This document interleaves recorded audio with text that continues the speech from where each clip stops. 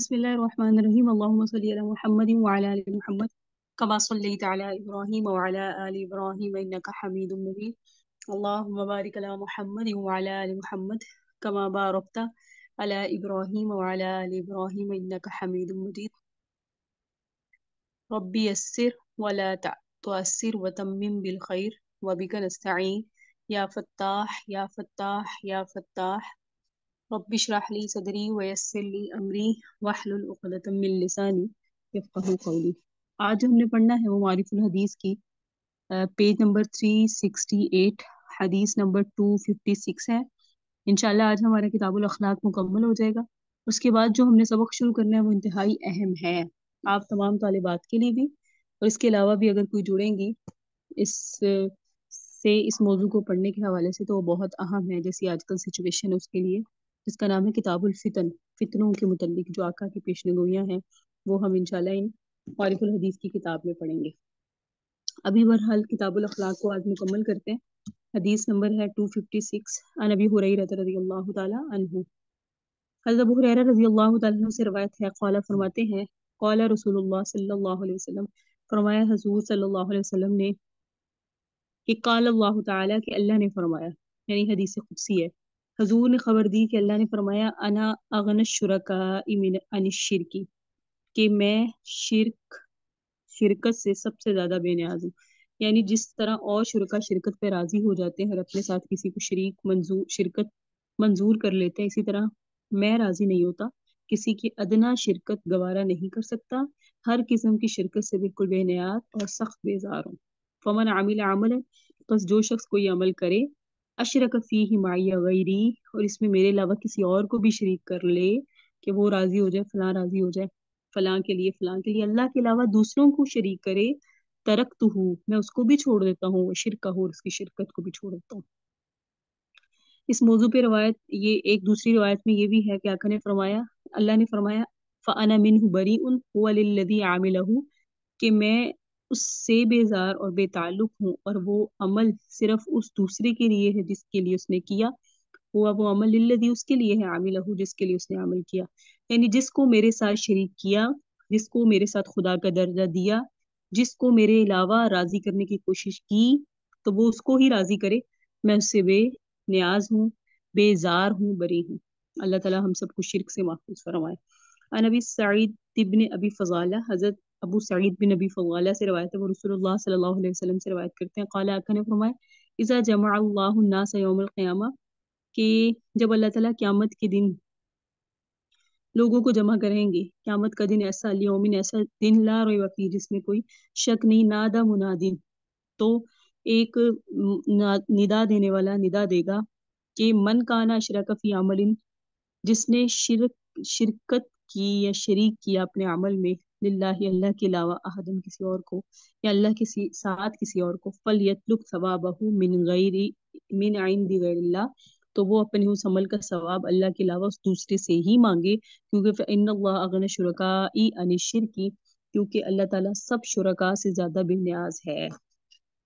دونوں حدیثوں کا حاصل اور پیغام یہ ہے کہ اللہ تعالیٰ صرف اس نیک عمل کو قبول کرتا ہے اور اسی پر ثواب دے گا جو اخلاص کی کیفیت کے ساتھ صرف اس کی رضا اور رحمت کی طلب سے میں کیا گیا ہو، اور اس کے برخلاف جس عمل سے اللہ کے سوا کسی اور کی بھی خوشنودی یا اس سے کسی قسم کی نفع اندوزی مطلوب اور مقصود ہو، تو اللہ تعالیٰ اس کو بالکل قبول نہیں کرے گا، اور وہ نہایت بے نیاز اور شرک کی لگاوٹ سے بھی بیزار ہے۔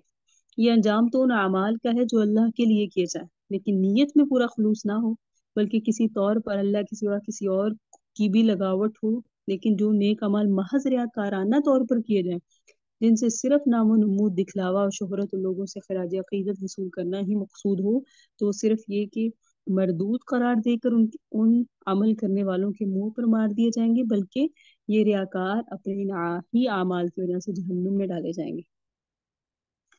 ریاکاروں کو فضیحت اور رسوائی کی سزا ہے۔ حدیث میں کیا آتا ہے؟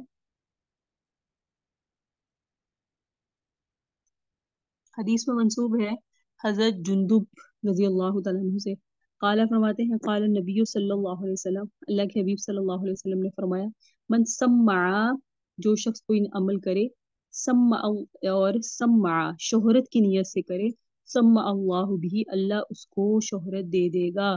वमन युराई, और जो कोई दिखलावे के लिए कोई अमल करे, युरा अल्लाह बिही, अल्लाह उसके उस अमल को खूब दिखला देगा। यानी जिसकी जो नीयत है, जो शोहरत चाहता है आज के दौर में मैं मशहूर हो जाऊं, अल्लाह उससे कर देते हैं मशहूर। जो आज के दौर में चाहता है मेरे पास ये हो वो हो, अल्लाह उसे दे देते हैं। तो अल्लाह की रजा जो ही ना मतलूब हो, तो अल्लाह जो इंसान जिसमें मुनहमिक है, अल्लाह उसको उसमें ही मुस्तगरक यानी गरक करते जाते हैं उसकी नीयत की वजह से। तो नीयत की फतूर की वजह से इंसान का अमल जाया हो जाता है।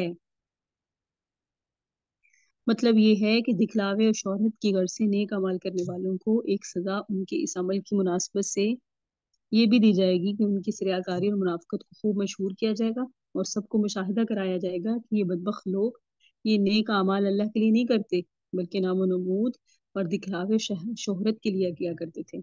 अलगर जहन्नुम के अजाब से पहले इनको एक सजा ये मिलेगी कि सरे महशर इनकी रियाकारी और मुनाफिकत का पर्दा चाक करके सबको इनकी बददियानती या बदनीयती दिखला दी जाएगी या बदबातनी दिखा दी जाएगी। अल्लाहुम्मा हफ़िज़ना मिन्हु, अल्लाह हमें इससे महफूज फरमाए, क्योंकि दौर हाजिर में नीयतें बदलते हुए कोई फर्क या कोई पता नहीं चलता, इंसान की नीयत बदल जाती है।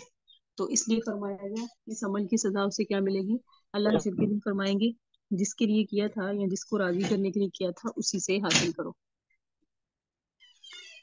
अगली रिवायत देखिएगा, नबी हुरैरा रज़ी अल्लाह तआला अन्हु, हज़रत अबू हुरैरा रज़ी अल्लाह तआला अन्हु से रिवायत है, काला फरमाते हैं, काला रसूलुल्लाह सल्लल्लाहु अलैहि वसल्लम, अल्लाह के हबीब सल्लल्लाहु अलैहि वसल्लम ने फरमाया, यखरुजु फी आखिर ज़मानी, निकलेंगे आखिरी ज़माने में, रिजानुन ऐसे लोग, यख्तलून दुनिया, जो हासिल करेंगे दुनिया को, बिद्दीनी दीन के जरिए, यलबसूना लिन्नासी जुलूद ज़ानी मिनल लीन, और लिबास कैसा होगा, वो लोग वो लोग अपनी दरवेशी और मिस्कीनी जाहिर करने और इनको मुतासिर करने के लिए भेड़ों की खाल का लिबास पहनेंगे, यानी शो ऑफ करवाएंगे कि हम तो बड़े मुत्तकी हैं, हम बड़े सूफी हैं। पहनेंगे लोगों के सामने लिबास जुलूद जानी, भेड़ की खाल का, मिनल्लीनी नरम, अल्लीनी अलसिनतुहुम अहला मिन सुकरी, अलीनी अलसिनतुहुम, उनकी जुबानें बड़ी नरम होंगी, अहला मिन सुकरी, और शहर से ज्यादा मीठी होंगी, व कुलूबुहुम कुलूब दियाब, लेकिन उनके दिल दरिंदों की तरह होंगे। यक़ूलुल्लाहु अभी यतगर यगतरूना अम अला यजतरीऊना फबी खलफ्तु ला अबअसन्ना अला उलाइका मिनहुम फितना तदउल हलीमा फमिनहुम हैरान। अल्लाह ताला का फरमान है, क्या ये लोग मेरे ढील देने से धोखा खा रहे हैं या मुझसे नडर होकर मेरे मुकाबले में जुर्रत कर रहे हैं। अल्लाह ताला का फरमान है, आका ने फरमाया, यकूलुल्लाह, अल्लाह फरमाते हैं, अभी या यगतरून, क्या ये लोग नडर हो गए हैं, अम अला यजतरीऊन फबी, या मुझे धोखा दे रहे हैं, खलफ्तु अब असन्ना अला उलाइका मिनहुम फितना, अल्लाह ताला कसम खा के कहेंगे, बस मुझे अपनी कसम कि मैं इन मक्कारों पर इन्हीं में एक ऐसा फितना खड़ा करूँ दूंगा, तदउल हलीम, जो दानाओं को भी हैरान हैरान कर देगा, दानाओं को अक्लमंदों को हैरान कर देगा। इस हदीस से मालूम हुआ कि रियाकारी की ये खास किस्म आबिदों जाहिदों की सूरत बनाकर अपने अंदरूनी हाल के बिल्कुल बरक्स उन खासाने खुदा की सी नरम और शीरीं बातें कर कर के अल्लाह के सादा लोग बंदों को अपनी अकीदत के जाल में फंसाया जाएगा और उनसे दुनिया कमाई की जाएगी। बदतरीन किस्म की रियाकारी है। ऐसे लोगों को अल्लाह ताला की तंबीह है कि वो मरने से पहले दुनिया में भी सख्त फितनों में मुब्तला किए जाएंगे। अल्लाह ताला हम सबको महफूज फरमाए। कोई मालूम नहीं होता कब इंसान इन फितनों में शामिल हो जाए। तो फरमाया कि ये क्या है, बदतरीन किस्म की रियाकारी है। अन अबी हुरैरा रज़ियल्लाहु तआला अन्हु, हज़रत अबू हुरैरा रज़ियल्लाहु तआला अन्हु से रवायत है, काला फरमाते हैं, काला रसूलुल्लाह सल्लल्लाहु अलैहि वसल्लम, अल्लाह के हबीब सल्लल्लाहु अलैहि वसल्लम ने फरमाया, तअव्वज़ू बिल्लाहि मिन जुब्बिल हुज़्नी, तुम लोग जुब्बिल हुज़न से पनाह मांगा करो। जुब्बिल हुज़न का मतलब क्या है? खालू साहब ने अर्ज़ किया, या रसूलल्लाह वमा जुब्बुल हुज़न, जुब्बुल हुज़न क्या है? जुब कहते हैं खंदक को, اور خزن کہتے ہیں غم. تو غم کی خندق سے پناہ مانگو. صحابہ نے عرض کیا یا رسول اللہ غم کی خندق کیا؟ آقا نے فرمایا وادی فی جہنم، جہنم کی ایک وادی ہے، یتعوذ منہ جہنم، جس سے جہنم بھی پناہ مانگتی ہے، کل یوم، ہر روز، 400 مرہ، 400 مرتبہ. قیل عرض کیا گیا یا رسول اللہ ومن یدخلھا، کون لوگ اس میں داخل ہوں گے؟ آقا نے فرمایا القراء، بڑے عبادت گزار، مراؤن، زیادہ قرآن پڑھنے والے، اور مراؤن دکھلاوا کرنے والے، بِاعمالہم، اپنے اعمال کے ذریعے. قراء بڑے عبادت گزار، زیادہ قرآن پڑھنے والے، اور مراؤن لیکن دکھلانے کے لیے، اعمالہم، اپنے اعمال کو. جہنم کی اس خندق جب الحزن میں ڈالے جانے والوں کے لیے رسول اللہ نے القراء کا لفظ بولا تو اس کے معنی زیادہ عبادت کرنے والے کے بھی ہو سکتے ہیں، اور قرآن کے علم اور قرآن پڑھنے میں خصوصیت اور امتیاز رکھنے والے کے بھی ہو سکتے ہیں. پس حضور کے ارشاد کا مطلب یہ ہے کہ جہنم کے اس خاص کنویں یا خندق میں وہ لوگ جھونکے جائیں گے جو بظاہر اعلیٰ درجے کے دیندار، علم قرآن کے سرمایہ دار، بڑے عبادت گزار ہوں گے، لیکن حقیقت میں اور باطن کے لحاظ سے ان کی یہ ساری دینداری اور عبادت گزاری ریاکارانہ ہوگی. اللہ تعالی ہم سب کو محفوظ فرمائے. اللہ محفوظ لگ رہا. عن ابی ہریرہ رضی اللہ تعالیٰ عنہ، حضرت ابو ہریرہ رضی اللہ تعالیٰ عنہ سے روایت ہے، قال فرماتے ہیں قال رسول اللہ صلی اللہ علیہ وسلم، اللہ کے حبیب صلی اللہ علیہ وسلم نے فرمایا ان اول الناس یقضى علیہ یوم القیامہ، سب سے پہلا شخص جس کے خلاف قیامت کے دن فیصلہ عدالت خداوندی کی طرف سے دیا جائے گا، پہلا شخص یقضى جس کا فیصلہ کیا جائے گا یوم القیامہ، قیامت کے دن، راجل، وہ آدمی ہوگا، استشہدہ، جو شہید کیا گیا ہوگا، فأتی بھی، اسے لایا جائے گا، فعرفہ نعمتہ، پھر اللہ تعالیٰ اس کو بتائیں گے کہ میں نے تمہیں یہ نعمتیں دی، فعرفہ، اور وہ اس پہ نعمتوں کو پہچانے گا، اقرار کرے گا. اللہ فرمائیں گے فما عملت فیہا، اپنے نعمتوں کے ساتھ کیا کیا؟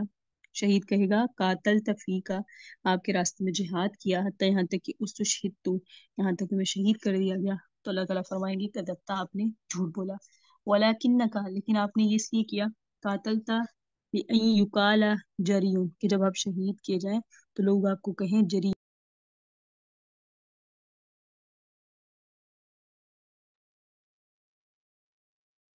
لوگ کیا کہیں، جری، ان کے یہ تو بڑا جو ہے وہ جری ہے، طاقتور ہے. قد، فقط، تحقیق، کیلا، یہ کہہ دیا گیا، یعنی اللہ تعالیٰ فرمائیں گے جو تم چاہتے تھے وہ تو کر دیا گیا، تمہاری جو نیت تھی. ٹھیک ہے جی.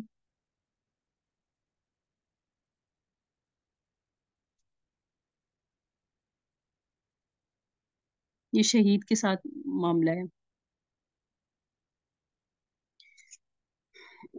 پھر اللہ تعالیٰ فرمائیں گے ولا ثم امر به، پھر اس کے بارے میں حکم دیا جائے گا، فصحب علی وجهه، اسے منہ کے بل گھسیٹا جائے گا، اور حتی یہاں تک کہ القیا فی النار، اسے جہنم میں ڈال دیا جائے گا. ایک تو یہ آدمی ہوئے. ورجل، دوسرا آدمی، تعلم العلم، جس نے علم حاصل کیا، وعلمہ، اور اس کو سکھایا، وقرأ القرآن، قرآن پڑھا، فأتی بھی، اسے لایا جائے گا، فعرفہ، اسے گنائی جائیں گی نعمہ، اس کی نعمتیں، فعرفہ، اور وہ اپنی نعمتوں کو پہچان جائے گا. قال فما عملت فیہا، اللہ تعالیٰ سے فرمائیں گے جو میں نے تمہیں نعمتیں دی اس کا تم نے کیا کیا؟ قال، وہ کہے گا تعلمت العلم، میں نے علم کو حاصل کیا، وعلمتہ، پھر میں نے اسے سکھایا، وقرأت فیک القرآن، اور میں آپ کا قرآن پڑھتا تھا. اللہ تعالیٰ فرمائیں گے کذب تھا، آپ نے جھوٹ کہا، ولیکنک، لیکن یہ ہے کہ تعلمت العلم، آپ نے علم حاصل کیا. کیوں؟ تاکہ آپ کو کیا کہا جانے لگے کہ آپ بہت، تعلمت العلم لیقال انک عالم، کیا آپ عالم ہیں، وقرأت القرآن، اور آپ نے قرآن پڑھا، لیقال، اور کہا گیا ہوا قاری، ان کی یہ قاری ہے، فقط کیلا، وہ کہہ دیا گیا. ثم امر بھی، پھر اس کے بارے میں حکم دیا جائے گا، فصحب علی وجہہ، اسے چہرے کے بل گھسیٹا جائے گا، حتی یہاں تک کہ القیا فی النار، اسے جہنم میں ڈال دیا جائے گا. تیسرا، ورجل، وہ آدمی، وسع اللہ علیہ، جسے اللہ نے بہت وسعت دی، وعطاہ من اصناف المال، اور اسے مال کی قسم دی، کلی، ہر طرح کی، فأتی بھی، اسے لایا جائے گا، فعرفہ، اسے دکھلایا جائیں گی نعمہ، اس کی نعمتیں، فعرفہ، اور وہ اپنی جو دنیا میں نعمتیں ملی اس کو پہچان لے گا. قال، اللہ تعالیٰ نے فرمایا فما علمت فیہا، میں نے آپ کو جو نعمتیں دی آپ نے ان کا کیا کیا؟ کالا وہ کہے گا ما ترکت من سبیل تحب ان ينفق فیہا، میں نے کوئی راستہ ایسا نہیں چھوڑا جس میں خرچ ہو سکتا ہو اور میں نے خرچ نہ کیا ہو. یعنی آپ کے دیے ہوئے، ایک منٹ،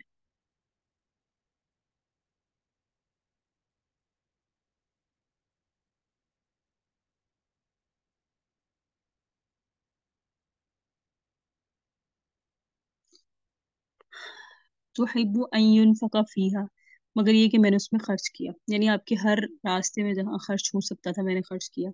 الا انفقت فیہا لکا، آپ کے لیے کیا. اللہ تعالیٰ فرمائیں گے کذبت، آپ نے جھوٹ بولا. ولکنک، آپ نے اس لیے کیا، فعلت اس لیے، لیقال ہوا جواد، تاکہ آپ کو سخی کہا جائے. فقط کیلا، تحقیق آپ کو سخی دنیا میں کہا گیا. ثم امر به، پھر اللہ اس کے بارے میں حکم دیں گے. فصحب به، اسے گھسیٹا جائے گا، وجہ اس کے منہ کے بل. ثم القی فی النار، یہاں تک کہ اسے جہنم میں ڈال دیا جائے گا. العظمۃ للہ، کس قدر لرزا دینے والی یہ حدیث ہے. اس کی بعض روایتوں میں ہے کہ حضرت ابو ہریرہ اس حدیث کو بیان کرتے وقت کبھی کبھی بے ہوش ہو جاتے تھے. اس طرح ضمیر معاویہ سے نقل کیا گیا کہ ایک دفعہ ان کے سامنے حدیث بیان کی گئی تو وہ بہت روئے اور روتے روتے بے حال ہو گئے. اس حدیث میں جن 3 اعمال کا ذکر ہے، یعنی علم دین کی تحصیل و تعلیم، قرآن مجید کی مشغول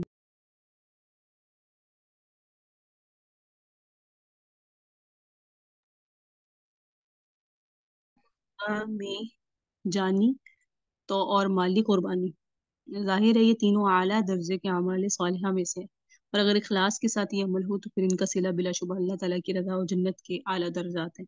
لیکن یہی اعمال جب دکھلاوے اور شہرت کے لیے اسی قسم کے دوسرے دنیاوی مقاصد کے لیے کیے جائیں تو اللہ کے نزدیک یہ اس درجے کی گناہ ہے کہ دوسرے سب گناہ گار چوروں، ڈاکوؤں اور زناکاروں سے بھی پہلے جہنم کا فیصلہ انہی کے لیے کیا جائے گا، اور یہی سب سے پہلے جہنم میں جھونکے جائیں گے.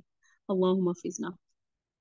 عن ابی ذر رضی اللہ تعالیٰ عنہ، حضرت ابو ذر رضی اللہ تعالیٰ عنہ سے روایت ہے، قال فرماتے ہیں، قیل کہا گیا علی رسول اللہ صلی اللہ علیہ وسلم، رسول اللہ صلی اللہ علیہ وسلم سے، یعنی حضور صلی اللہ علیہ وسلم سے دریافت کیا گیا، ارأیت رجل یعمل العمل من الخیر، کیا رائے ہے آپ کی اگر کوئی شخص اچھا عمل کرے، ویحمدہ الناس علیہ، اور لوگ اس کے اس عمل پر اس کی تعریف بھی کریں. فی روایت، ایک روایت میں ویحبہ الناس علیہ، کہ لوگ اس کی اس عمل کی وجہ سے اس سے محبت کریں، تو کیا وہ بھی ریاکاری کرنے والا ہوگا؟ نے فرمایا تلک عاجل بشرا المومن، یہ تو مومن بندوں کی نقد بشارت ہے کہ لوگ ان سے محبت کرنے لگ جائیں، یہ ریاکاری نہیں ہے. ریاض اور شہرت طلبی کے بارے میں رسول اللہ کے مندرجہ والا قسم کے ارشادات نے صحابہ کرام کو اتنا ڈرا دیا کہ ان میں بعض کو یہ شبہ ہونے لگا کہ جس نیک عمل پر دنیا کے لوگ، ایک منٹ ٹھہرے،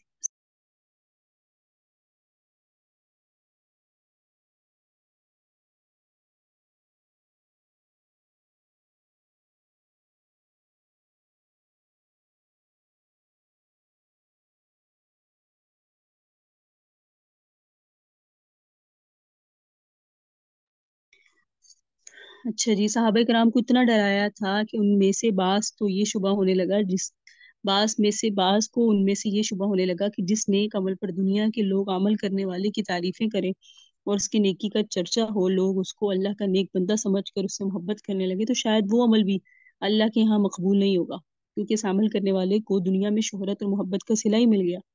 اسی کے بارے میں رسول اللہ سے یہ سوال کیا گیا، جس کے جواب میں آقا نے فرمایا تلک عاجل بشرا المومن، بشر المومن، کہ کسی شخص کے نیک عملی کی شہرت ہو جانا اور لوگوں کا اس کی تعریف یا اس سے محبت کرنا کوئی بری بات نہیں ہے، بلکہ سمجھنا چاہیے یہ بھی اللہ ہی کی طرف سے آخرت میں ملنے والے اثر انعام سے پہلے اس دنیا میں نقد سیرا اس بندے کی مقبولیت محبوبیت کی ایک خوشخبری اور علامت ہے. اسی طرح ایک دفعہ حضرت ابو ہریرہ کے ساتھ یہ واقعہ پیش آیا کہ وہ اپنے گھر میں نماز پڑھ رہے تھے، اسی حال میں ایک شخص آیا اور اس نے ان کو نماز پڑھتا ہوا دیکھا. وہ کہتے ہیں کہ میرے دل میں اس بات سے خوشی پیدا ہوئی کہ اس شخص نے مجھے نماز جیسے اچھے کام میں مشغول پایا. انہوں نے اس کا ذکر رسول اللہ سے کیا تاکہ خدا نخواستہ اگر یہ ریاکاری کی کوئی شاخ ہو تو اس سے توبہ استغفار کی جائے. آپ نے ان کو اطمینان دلایا کہ یہ ریا نہیں ہے، بلکہ تم کو اس صورت میں خود کی نیکی کا بھی ثواب ملے گا اور جلوت کی نیکی کا بھی. اس حدیث سے معلوم ہوا جو اعمال صالح اخلاص کے ساتھ اللہ ہی کے لیے کیے جائیں، لیکن عمل کرنے والے کے ارادہ اور کوشش کے بغیر اللہ کے دوسرے بندوں کو ان کا علم ہو جائے اور پھر اس کو اس سے خوشی ہو تو یہ اخلاص کے منافی نہیں ہے. اسی طرح اگر کوئی شخص کوئی نیک عمل اس لیے لوگوں کے سامنے کرتا ہے کہ وہ اس کی اقتدا کرے اور اس کو سیکھیں تو یہ بھی ریاکاری نہیں ہے. بلکہ صورت میں بھی اللہ کی اس بندے کو تعلیم و تبلیغ کا بھی ثواب ملے گا۔ بہت سی حدیثوں سے معلوم ہوتا ہے کہ آقا کہ بہت سے اعمال میں یہ مقصد بھی ملحوظ ہوتا تھا۔ اللہ تعالیٰ ہم سب کو حقیقت اخلاص نصیب فرمائے، اپنا مخلص بندہ بنائے، ریا اور سمعہ جیسے مہلکات سے ہمارے قلوب کی حفاظت فرمائے۔ اللہم آمین۔ فالحمد للہ الذی بعزتہ وجلالہ تتم الصالحات۔ الحمدللہ کتاب الاخلاق ہمارا مکمل ہوا۔ رقاق ہم پہلے پڑھ چکے تھے، اس کے بعد ہمارا دوسرا چیپٹر کتاب الاخلاق تھا، جس میں ہم نے بہت ساری چیزیں پڑھی۔ اللہ تعالیٰ ہمیں عمل کی بھی توفیق عطا فرمائے اور یہ چیزیں ہمارے حق میں نافع ہوں، نہ کہ ہمارے خلاف وبال ہوں کہ بھئی ہم نے پڑھا اور عمل نہیں کیا۔ اب جو معارف الحدیث کی جن کے پاس ہارڈ فارم میں کاپی ہے تو اس کی ہے حدیث، اس کی جلد ہے، اس کا والیوم 8 ہے، اس میں ہے کتاب الفتن۔ اس کو میں آپ کو بتاتی ہوں پیج نمبر کون سا بنے گا۔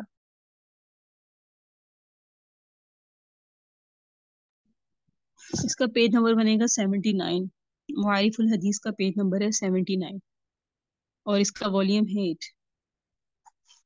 آپ اس کو ڈاؤن لوڈ کریں نا، خود سے سرچ کریں معارف الحدیث۔ میرے پاس تو دوسری طرح ہے کتاب، ابھی تک آپ کے پاس کتاب نہیں ہے۔ چلیں بسم اللہ الرحمن الرحیم۔ امت میں پیدا ہونے والے دینی انحطاط اور زوال اور فتنوں کا بیان، یہ ہم نے پڑھنا ہے۔ رسول اللہ صلی اللہ علیہ وسلم نے جس طرح قائد ایمانیات، عبادات، اخلاق، معاشرت، معاملات، امر بالمعروف، نہی عن المنکر، جہاد فی سبیل اللہ وغیرہ کے بارے میں ہدایت دی اور امت کی رہنمائی فرمائی، اسی طرح مستقبل میں واقع ہونے والے دینی زوال، انحطاط، تغیرات، فتنوں کے بارے میں بھی امت کو آگاہی دی ہے اور ہدایات فرمائی ہے۔ ٹھیک ہے، اللہ تعالیٰ نے آپ پر منکشی فرمایا کہ جس طرح اگلی امتوں میں دینی زوال اور انحطاط آیا اور طرح طرح کی گمراہیوں اور غلط کاروائیوں میں مبتلا ہوئیں وہ امتیں، اللہ تعالیٰ کی نظر عنایت اور نصرت سے محروم ہوئی، ایسے ہی حالات آپ کی امت پر بھی آئیں گے۔ اس انکشاف اور اطلاع کا مقصد یہی تھا کہ آپ علیہ الصلوۃ والسلام امت کو آنے والے اس خطرے سے آگاہ کریں اور اس بارے میں ہدایت دیں۔ حدیث کی کتابوں میں کتاب الفتن یا ابواب الفتن کے زیر عنوان جو حدیثیں روایت کی گئی وہ رسول اللہ کی اسی سلسلے کی ارشادات ہیں۔ ان کی حیثیت صرف پیشنگوئیوں کی نہیں ہے، بلکہ ان کا مقصد مدعا امت کو آئندہ آنے والے فتنوں سے باخبر کرنا، ان کے اثرات سے تحفظ کا داعیہ پیدا کرنا اور طریق کار کے بارے میں ہدایات دینا ہے۔ اور وہ حدیثیں ہم پڑھیں گے جس میں نبی علیہ السلام نے امت کو بتایا کہ تم پر یہ فتنے ہوں گے اور تمہیں ان فتنوں کی پہچان ہو۔ اس کے علاوہ مناقب اور فضائل، علامت قیامت نبی علیہ السلام نے بتائی۔ میرے خیال سے ہمیں اس کی کوس بنوانی ہے جس میں ہمیں فتن اگر کوئی پڑھنا چاہے تو اس کو اس اعتبار سے فتن کے ساتھ جوڑنا ہے۔ تو ہم فتن کا آغاز آئندہ آنے والے دن میں کریں گے جس دن کلاس ہوگی۔ تو آج صرف آپ لوگ اس کی آؤٹ لائن میں آپ کے سامنے رکھ رہی ہوں کہ ہم نے اس میں فتن پڑھنا ہے، ہم نے اس میں علامات قیامت پڑھنا ہے اور اس میں ہم نے کتاب المناقب اور فضائل پڑھنا ہے۔ مناقب اور فضائل سے مراد اس امت کی فضائل ہوں یا دیگر اصحاب کی فضائل ہوں، تو اس کا انداز اور ہوگا۔ جیسے آپ نے فضائل پہلے پڑھے ان کا انداز اور تھا، تو یہ چیزیں جو ہیں وہ بہت اہم ہوں گی انشاءاللہ، اور فتن کو ہم بہت ڈیٹیل سے پڑھیں گے، صرف معارف الحدیث سے نہیں، بخاری شریف سے بھی اگر فتن موجود ہیں تو فتن کو ہم بخاری شریف سے، مسلم شریف سے اور دیگر کتابوں سے ڈیٹیل کے ساتھ پڑھائیں گے، تاکہ دور حاضر میں جو فتنے چل رہے ہیں اس سے ہمیں بھی جانکاری اور ہمیں سمجھ آئے کہ ہم نے ان فتنوں سے حفاظت کیسے کرنی ہے اور کون سی چیز ہمارے لیے فتنہ ہو سکتی ہے، اور حق اور باطل کو پہچان ہمیں سمجھ آئے۔ تو یہ آج کے سبق کا اکتفا کرتے ہیں۔ ھذا هو المرام واللہ اعلم بحقیقت الکلام، صلی اللہ تعالی علی حبیب خیر خلق محمد وعلی آلہ وصحبہ وذریۃ اجمعین وبرحمتک یا ارحم الراحمین۔ ربنا تقبل منا انک انت السمیع العلیم وتب علینا انک انت التواب الرحیم۔